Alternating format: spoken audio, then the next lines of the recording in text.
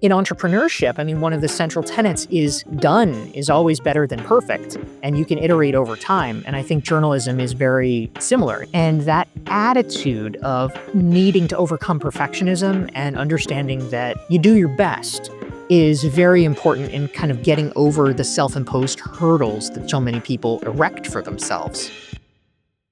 Well, thank you so much, Dorie, for being here.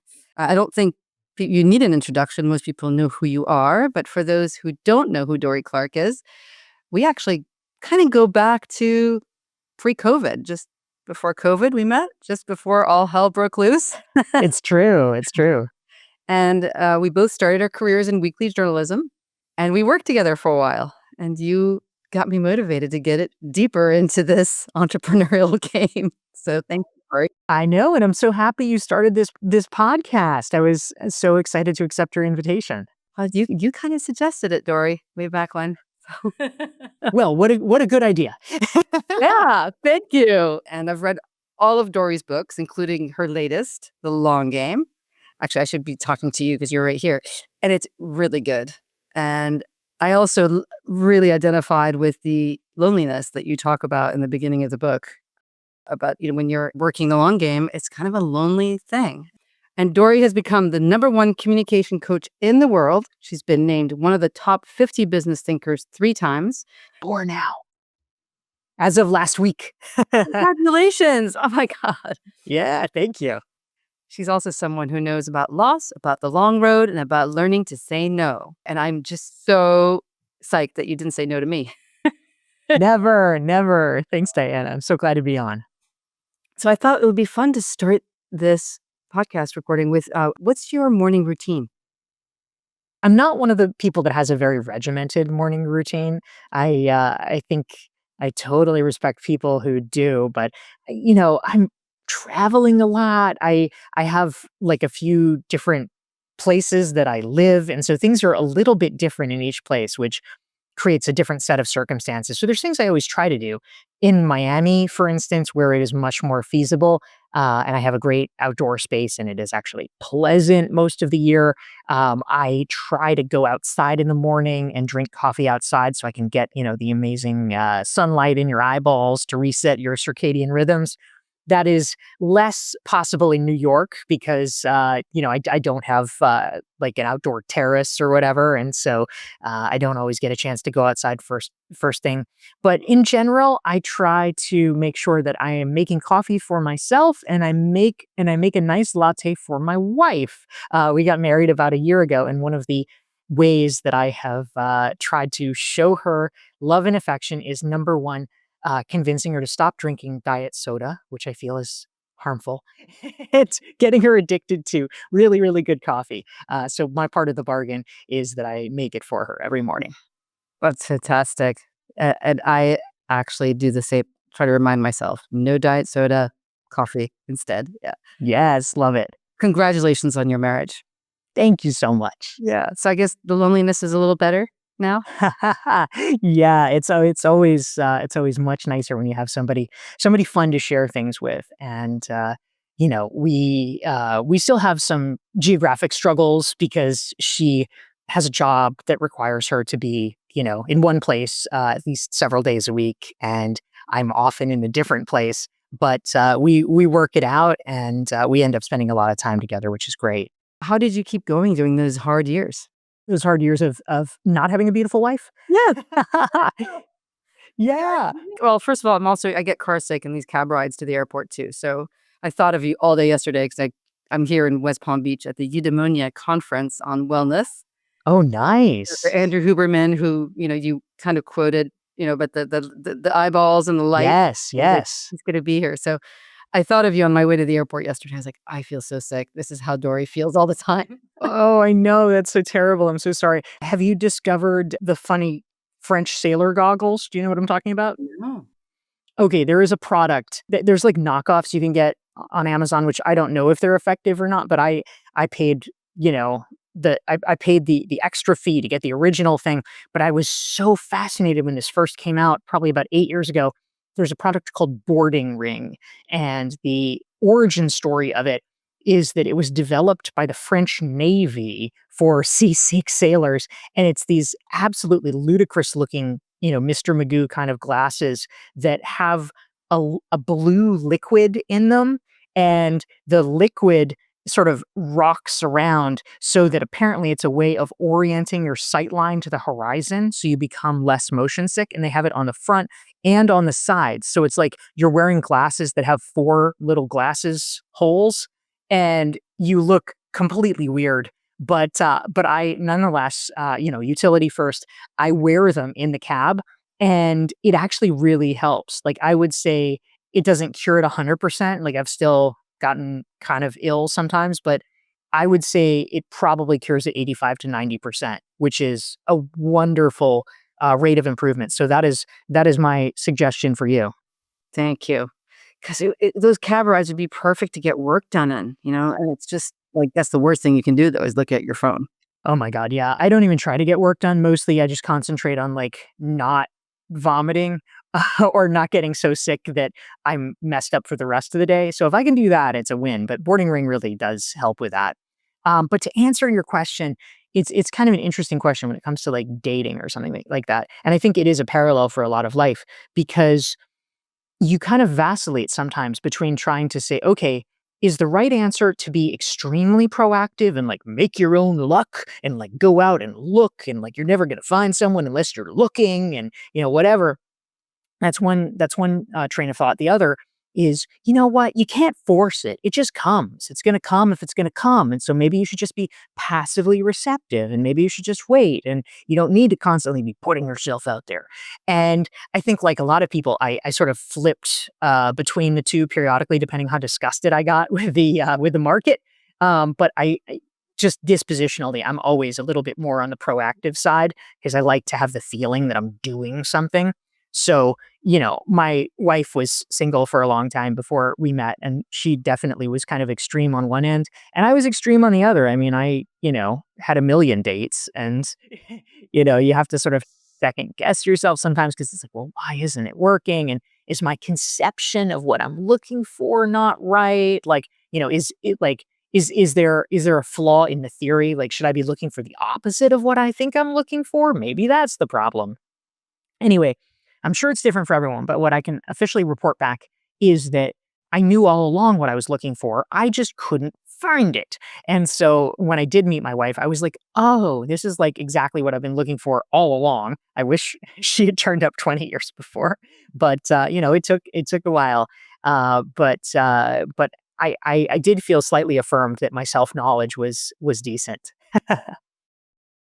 Yeah, 'cause there's a quote in your long game book. We have to be willing to do hard, laborious, ungratifying things today, the kinds of things that make little sense in the short term, so we can enjoy exponential results in the future. Now, I'm not gonna I just love that because it's like if you were to put that on like a sales on a placard on a billboard, I don't think people really wanna hear that. They totally don't wanna hear it. No, it's so true. Do you have somebody special in your life right now? Like, how do you come down on these issues? No, I feel like I'm like where you were back in the day when although I have to say I don't feel lonely. I'm just so busy. Maybe I just keep myself so busy that I just don't feel it. And plus, I'm in a lot of communities. I'm in 12-step communities. Whenever I do get that pang of loneliness, I just go to a meeting and then I'm fine. Yeah. You never wanna sorta let it get to an acute level, I guess, and so it sounds like you have very good mechanisms for thinking through that. But, yeah, I hope you, meet somebody awesome because that would be a nice plus, you know? Oh, thank you. Yeah, and Esmond, our mutual friend Esmond was a really, really dear friend, even though he was Yeah. never like a romantic person for me, but probably my best friend in the world. Mwah. Yeah, oh my gosh, and I am so sorry for your loss with that. I mean, I knew him much, much less well, but he was still a really special person, but it's terrible because I know he was just a lifelong friend for you. Yeah, he was so excited to start working with you. I remember I had lunch Yeah. dinner with him in New York in January, I think it was.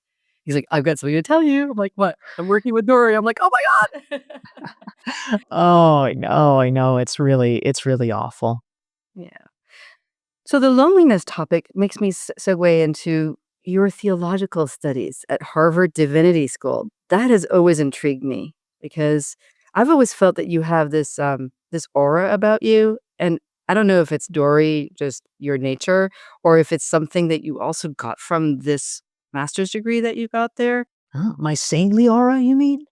A lot of what you are is about service and helping other people, and I don't know if that's the way you show up, and I'm just wondering whether that's something you already had that you then deepened with this study that you did at Harvard. In my view, wellness encompasses spirituality. Can you talk about that theological study that you did at Harvard and what it did for you? Yeah, absolutely. I definitely recommend the study. I did a master's of theological studies, which was great. I wouldn't say personally that I attribute sort of a service mentality to it per se, in the sense that it really, at least for me, the way that I did it was an academic degree. It was like an academic degree in the study of religion, which was deeply interesting. I mean, I took all kinds of cool classes, from biblical exegesis to world religions. I took a introduction to Hinduism class. I took an introduction to Celtic paganism class.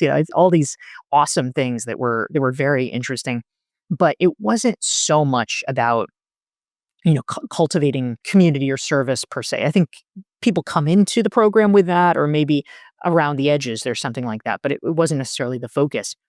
But for me, when I think about the work that I do, and it's very kind of you to, see a sort of service or community inflection, I would say that it probably comes from something different. Something really intriguing that I heard once from a colleague of mine. There's a guy that I know named David Homan, who wrote a book, well, I think this year or last year, which was a study of like networking and connections and things like that.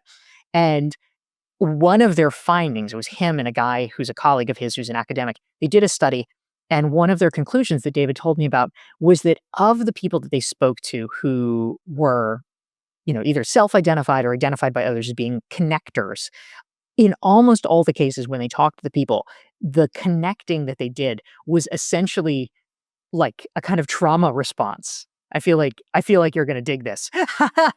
Because it's like, you know, I think essentially a way of trying to counteract maybe experiences that you've had of feeling left out or excluded or whatever, and then you wanna try to create a space for other people.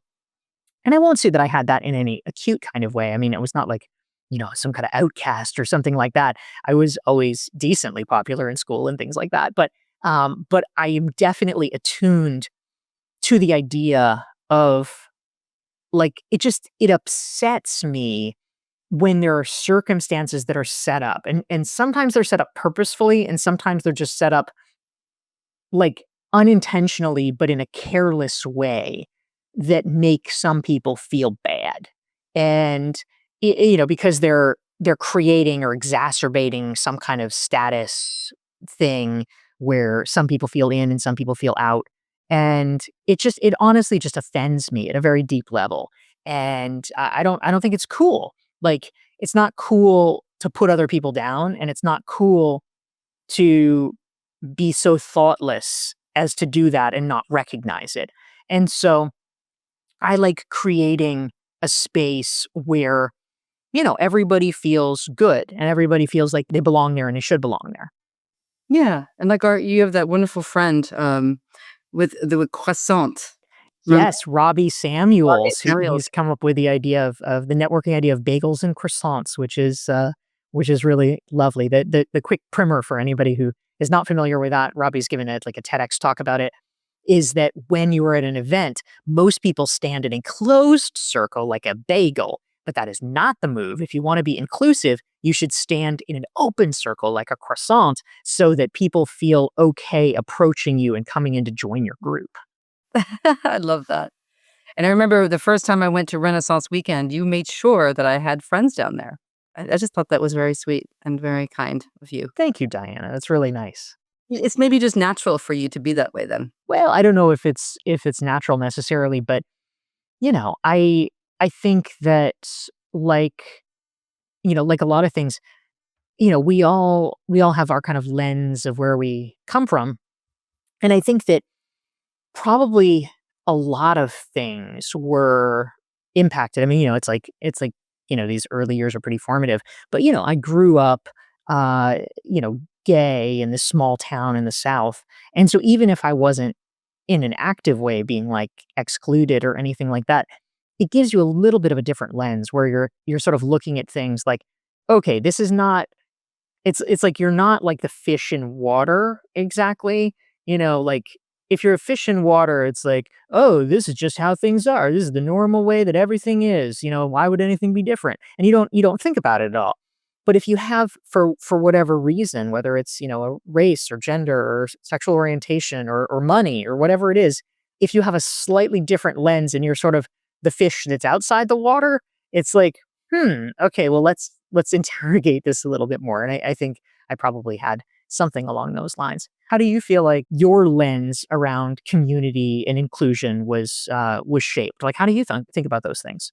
Well, like you, I was never unpopular, but I didn't feel like I was swimming like a fish like everybody else because of my I've since learned there's a name for it. It's called adult third culture kid. I moved so many times, I grew up, I was born in Chicago, started off in Florida, in Ocala. My father wanted to be a cattle rancher, and then he missed the mountains. We went back to Switzerland. Then from my parents separated, I went to a castle in France, and then to Monte Carlo, and then to Newport, Rhode Island, and then Boston, Massachusetts, I and mean, that's a lot. Yeah.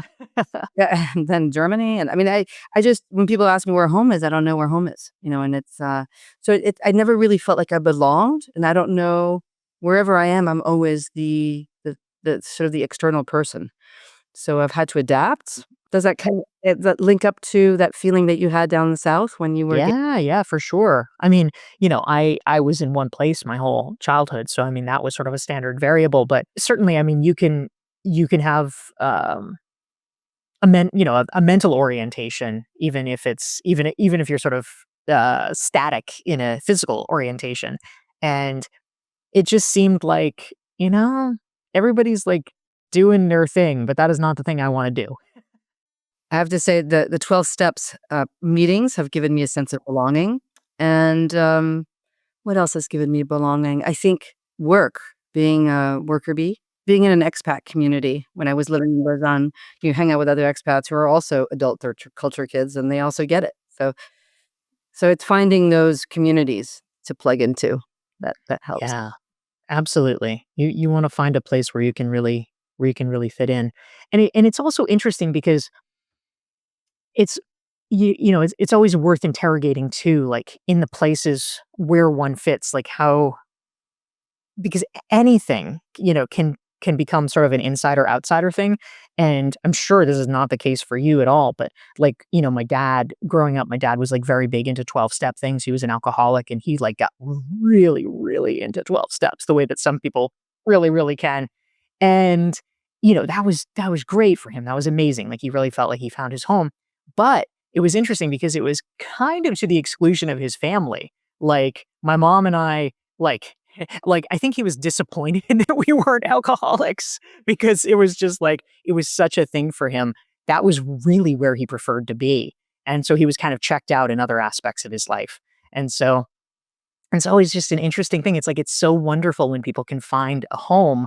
And it's also like, oh, okay, we have to, you know, always sort of check ourselves a little bit to not dive in so much that it becomes, that the excluded becomes the excluder in some ways. Mm.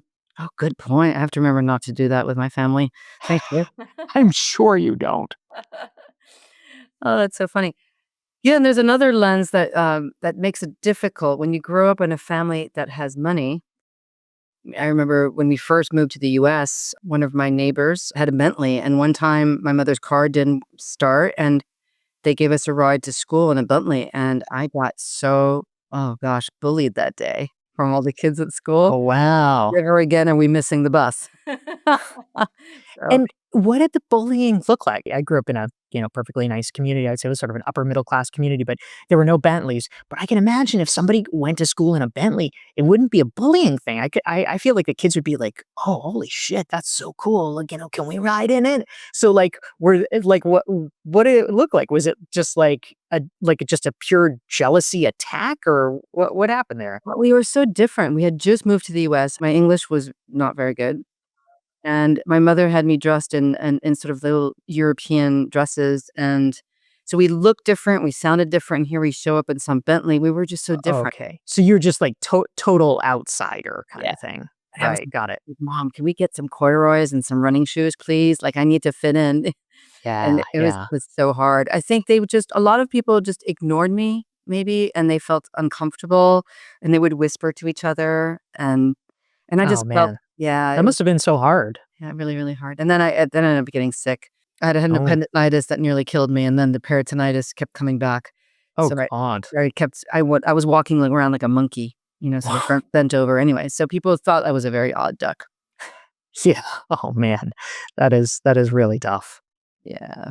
But I think feeling like you belong does help. I'm just curious, going back to the theological studies, how did they help you with the long game? Patience, purpose, timing.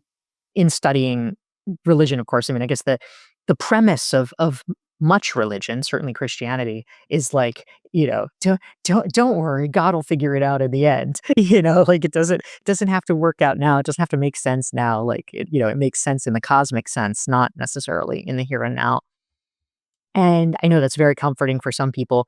I'm not personally particularly religious. Like I am open to religion. Like I love studying it. I think it's interesting. I would mostly consider myself an agnostic in the sense that it's like, I mean, in all honesty, I feel like w- none of us really know, right? Like we can think we know, we can feel pretty confident, but if we unless we wanna be, like, fundamentalists, I think it's pretty presumptuous to say, like, "No, no, I know. You don't know, but I know." And so, I like to just take it all with a grain of salt and be like, "You know what? It could be right. Absolutely. Christianity could be right, quote, unquote. Islam could be Judaism, whatever. They could all be right. I don't know." And so, I remain interested in them. I remain just like compelled by learning about it because it's so powerful for so many people, and it's such an interesting way of informing beliefs about culture and society. I have to say though that in terms of my own life, I'm a very justice oriented person. Like it really bothers me on kind of a fundamental level when I feel like something is unfair or somebody's been taken advantage of or somebody's doing something like improper. And so I mean this is a central tension in Christianity, of course, is like, of course people want to create a just world. And also there's the like, be patient, God will decide. I definitely err on the former side because again, being agnostic, I'm like, well, just in case they won't pay in the afterlife, let's make them pay now. That would be great. And so I am the person, to my wife's great chagrin, that if somebody like litters, I will go up to them and be like, why did you do that? And I won't make them pick it up because that will usually entail like violence or something. But I will pick it up for them and I'll be like, I will just throw this away for you. And like Serv Service oriented, Dory. I mean, service oriented and also like, don't freaking litter. Like, it's just wrong. I really hate littering. Yeah, I was thinking of your political campaigns that you worked on. The kayaking in the river, and you remember that first lady that I do remember. I'm impressed that you do. Yes, yes. For folks who are not so studied in my background, back in 2006. you were a baby back then. Yeah, I was consulting on a lieutenant governor's race in Massachusetts, and one of the candidate that I worked for was a big kayaker, and so in politics, like you use what you got, right? And so she was big into kayaking. So we did a kayak tour around the state, and so I mean, like all the rivers don't connect up perfectly, so it's not like she could go literally across the state in a kayak, but she would, kayak in this river, and then we'd drive her a little bit, and she'd kayak in the next river, and so she'd hit, as many towns as she could. And so yeah, we called it a whistle stop kayak tour, which didn't quite make sense, but it was a metaphorical whistle. Yeah, and it was, it was about who she was. But it also speaks to how you are so good at that book that you wrote, Reinventing You, right? It's all about reinvention, and you went to college at 14. I did. This little southern town of which I spoke, I was very eager to get out of it, so I had a good incentive. You worked at the Boston Phoenix, which is, true. Like, I love that. I think that when I first heard that, I was like, oh my god, because my first job was with an alternative news weekly as well. So It's such a storied part of our history, I think. Our collective national history. Like, alternative news weeklies are, basically defunct now. I mean, even the Village Voice, which was the most august of them, is like, I think now they might have a website or something, but I mean, it's been out of business, it's been resuscitated. Like, there might literally be a handful that are left, but they're sort of in this emaciated state.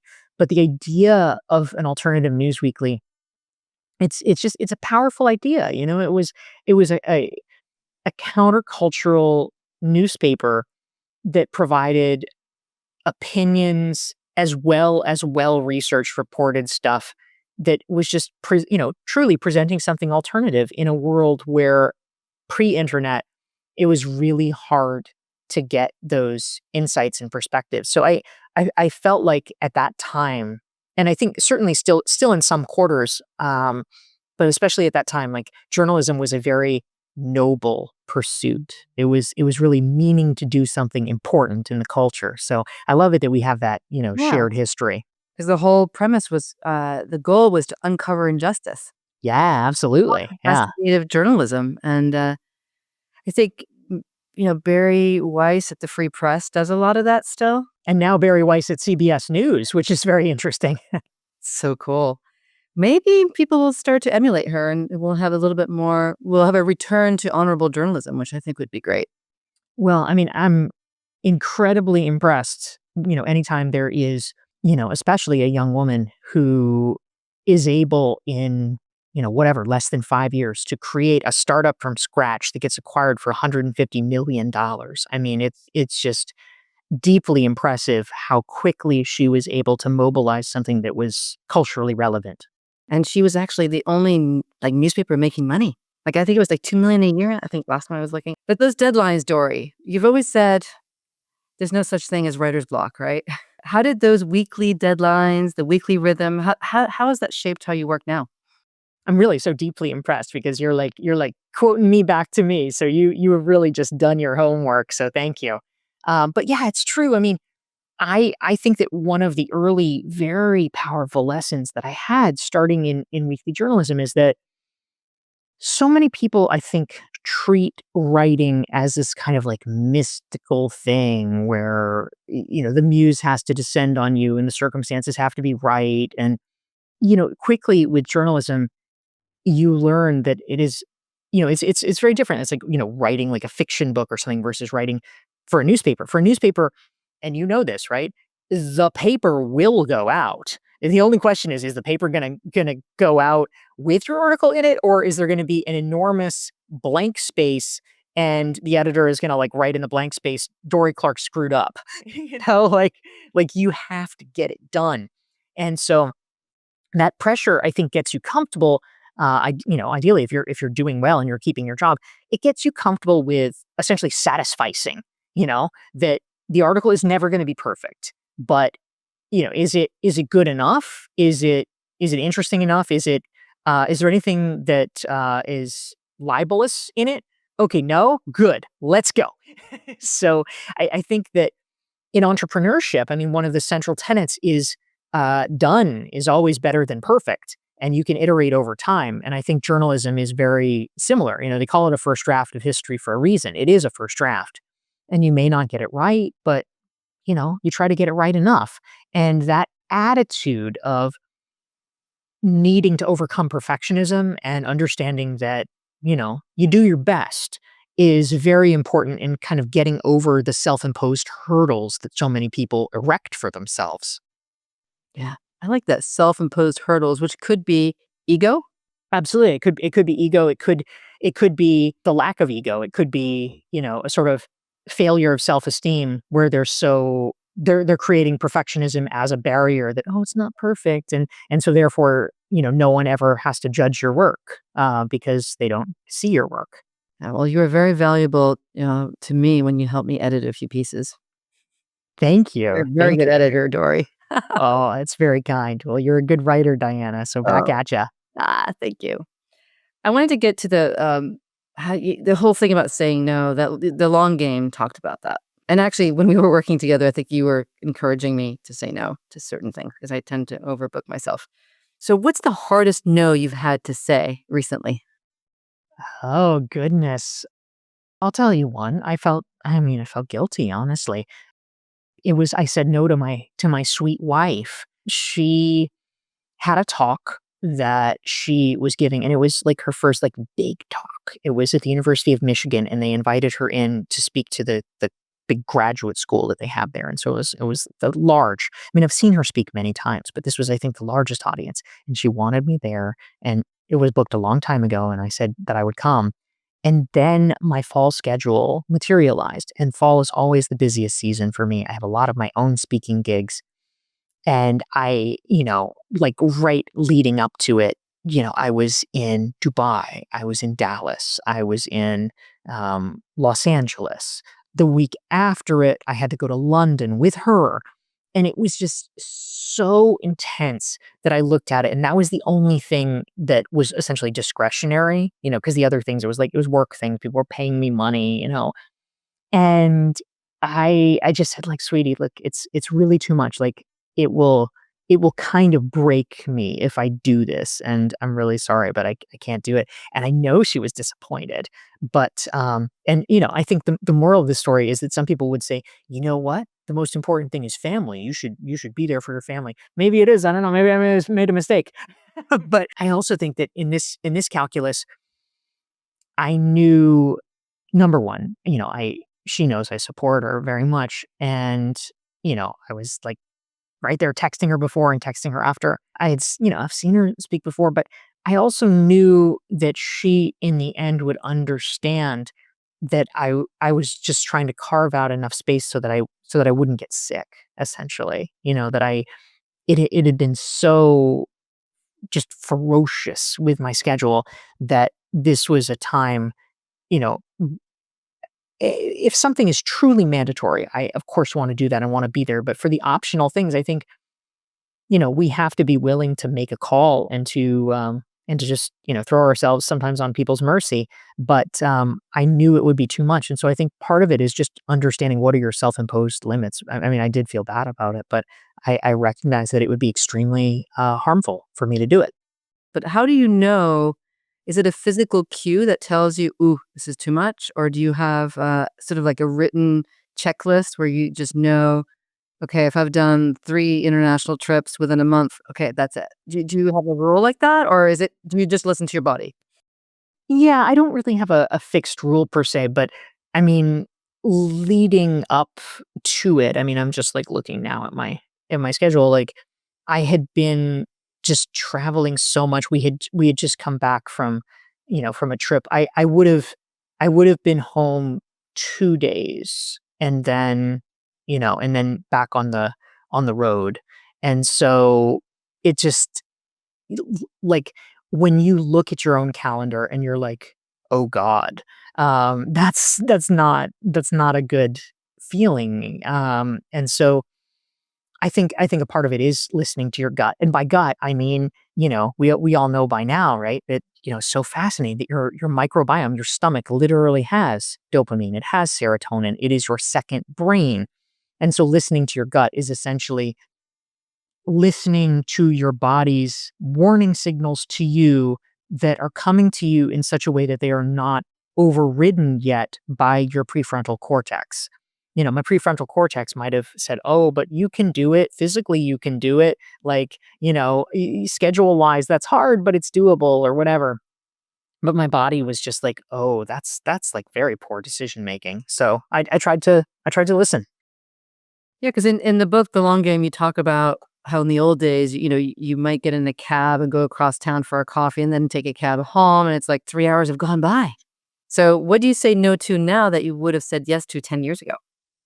Certainly when it comes to fees and things like that, I mean, you have to continually update the floor on your fees and, you know, you might make a thing that I certainly did 10 years ago was even for things that were unpaid, I would make exceptions because I thought it was good exposure or it was just like a box you wanted to tick. Like I think about something like, speaking at South by Southwest, right? Like that is a thing that is unpaid. I mean, maybe they pay like the big keynoters. I don't know, but certainly they don't pay the smaller presenters. And I've spoken there a couple of times, and, like, that was so cool. Like, I had grown up hearing about South by Southwest. I'm like, "Oh, this is awesome." You get to go to Austin, and you get to be part of this big conference, and, it's sort of a neat status thing. But, you do something once or twice, and then it's like, "Okay, well, that was cool, but it's on the resume. I've done it once. I'm not sure what the marginal gain is of doing it again." And, you speak to whatever. I mean, it's different maybe if you're on the super main stage, but I mean, if you're, in a breakout room and you're speaking to 100 or 200 people, that's awesome, but you could also be on a podcast from your living room and, 200 people are going to listen to this podcast. More than 200 people are going to listen to this podcast.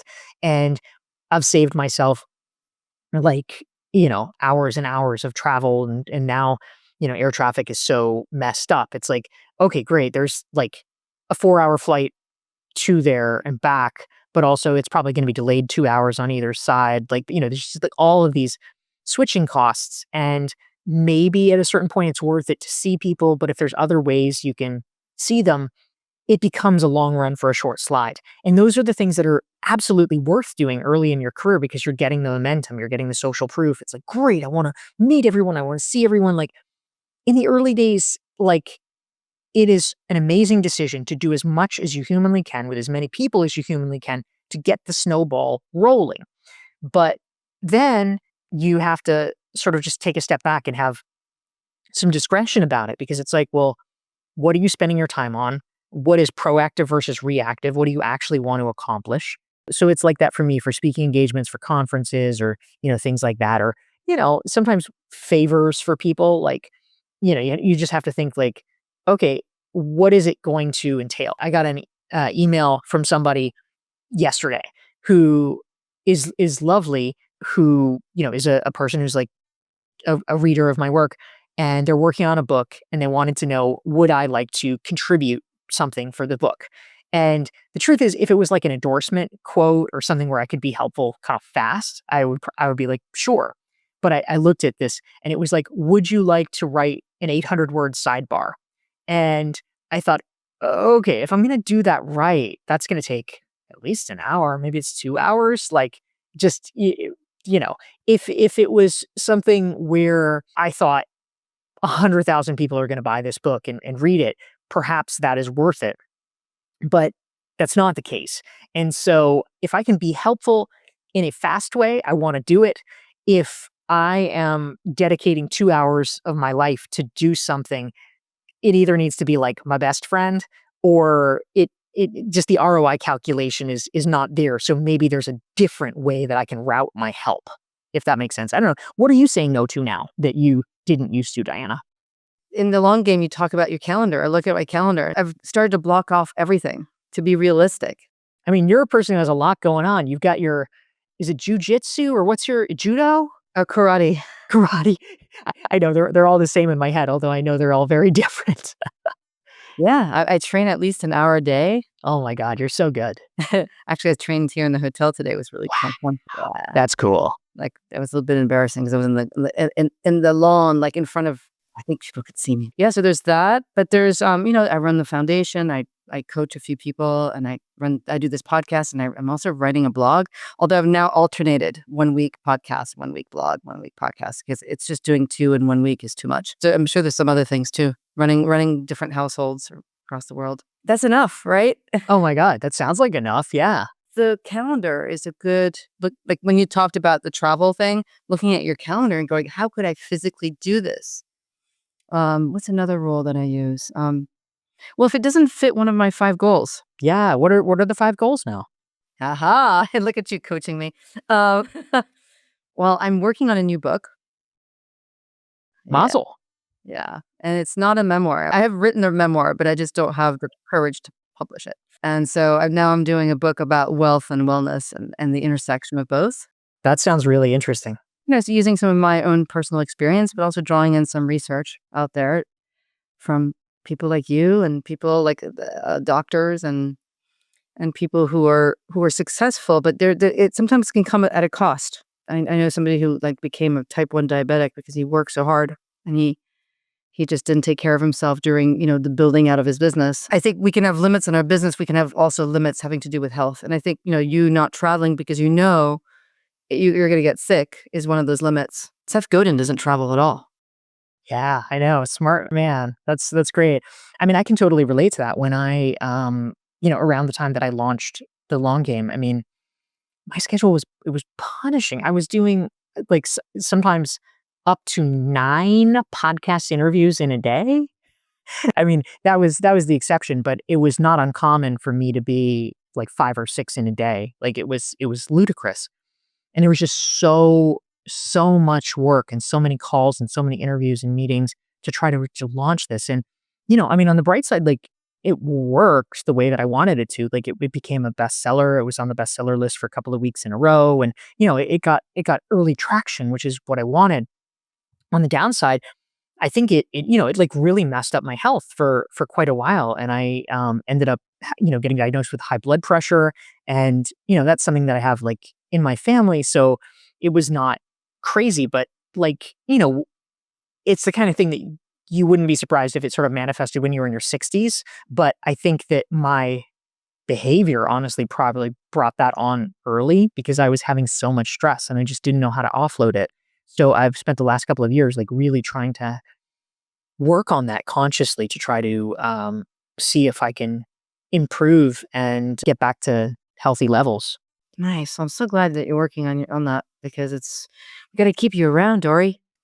Yeah, that's right. That's right. So the other goals I have to do with I'm working on my 3rd-degree black belt in karate because I've started teaching actually. I'm teaching at Selve, Regina Oh my University, God. Wow. teaching at the YMCA in Newport. Total This is beginner. incredible, Diana. I know. Wow. Initially, it was selfish because there's no dojo in Newport right now, so I had to create it. And with the blessing of my sensei, he's like, "Okay, teaching beginners." So I bop back and forth between New York and Newport. That's so cool. Have we ever talked about my illustrious martial arts background? No. When I was a kid, I did taekwondo, Oh my god. and it's my little embarrassing chapter. I got up to a yellow belt, green stripe, and then I quit because that was the place where you started sparring, and I was nervous and didn't wanna hurt anyone. So I quit. This kind-hearted person. I was not cut out necessarily for martial arts greatness, but I very much respect what you're doing. I think that's super cool. Well, thank you. Well, it's part service and it's part selfish. It sort of ticks off a lot of the spiritual, the physical. Yeah, so cool. Yeah, it's super cool. What else am I working on? Well, I'm hoping to get a few million downloads on this podcast eventually. So Yes, yeah, yes, grow this sucker. I love it. and of course I'm working on building the coaching business. I'm not looking for huge numbers, and I only want to work with 3 or 4 people at a time, no more. But I've got a few right now. I've got a wonderful group of entrepreneurs in recovery. Interesting. That's nice. Yeah. So they all have 12 step as their language, but they are all looking to build a business. So our topic is mostly about that. Health and fitness goals come into. So some of them want to quit smoking now. Some guys are looking to get, in the gym and start working out. You're such a perfect coach for that. That's like such a good way of getting right in your wheelhouse.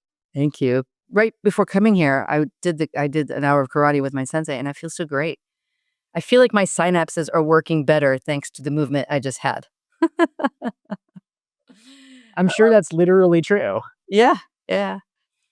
I know we're getting to the top of the hour, and I didn't want to leave you without asking you about your musical theater. And I want to know, like, how does writing musicals teach you anything about writing business books, if anything?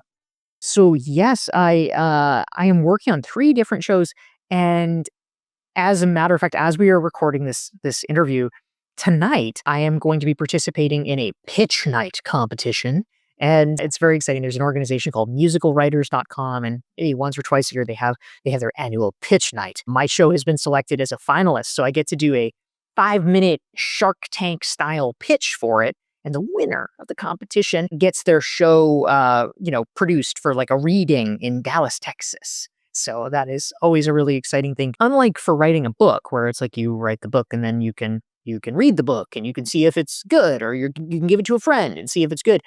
For a musical, you can kind of imagine what it's gonna be, but you actually can't really tell if it's good, or you can't really tell if there's problems with it unless you get, like, a dozen people to put on your show, and, like, so you can see it and hear it, and that takes, quite a degree of coordination, so it is a big deal to get a reading of your show because it helps you see things in a way that you wouldn't otherwise. So wish me luck. I'm working on that.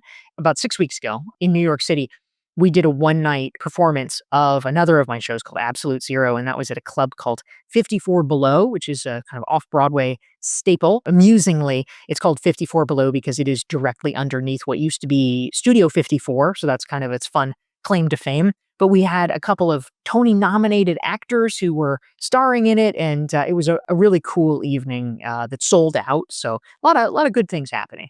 Oh my god, I've gotta come to one of your shows. Yeah, yeah. Next time for sure. That's so cool. So what else are you working on right now?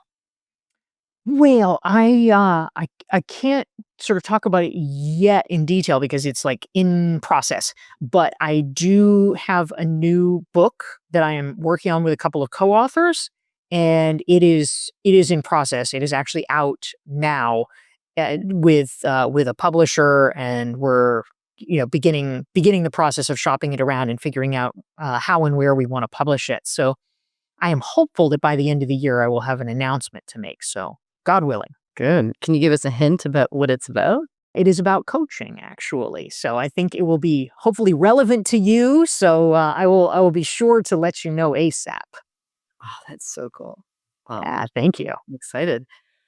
What do you wish someone had told you 10 years ago? What would have been most helpful, to bring it full circle from where we started, is don't worry, you'll meet your wife on November 15th, 2022. That would be really helpful knowledge, because half the problem with being single is just like, "Oh my god, is this ever gonna end?" And so I think it would have been comforting existentially to know, like, "Okay, just be patient." Like all things, right? You teach what you wanna learn, and so I wrote The Long Game because I have always been deeply frustrated with the concept of patience. I do not like it one bit. And so I have had to write this book so that I can, make my peace with it. Well, that's one of my character defects is impatience. I mean, strengths probably and defect, right? Yeah, it's both. That's the whole thing is that all these character Hmm. defects actually have a plus and a minus side to it. Yeah. We get things done, right? Amen. Amen. Are you still using, paper for your lists? I do. I have, it's over yonder on the couch, but yes, I do. I have my little yellow legal pad. I like having a paper thing. I mean, my calendar is electronic because I like to be able to access it whenever I need it. But no, I have my to-do list and it is in fact on paper. That's right. But you never have you tried any digital tools and then, like, given up? Or did you just stay with paper? I mean, I know that there's a lot of good things out there, like working with my chief of staff, for instance, like we have a shared Google Doc and like we go back and forth on the Google Doc with stuff. I think I'm kind of in like if it ain't broke, don't fix it mode. It's not burdensome for me to like carry a little light notebook with me when I go on a trip or something.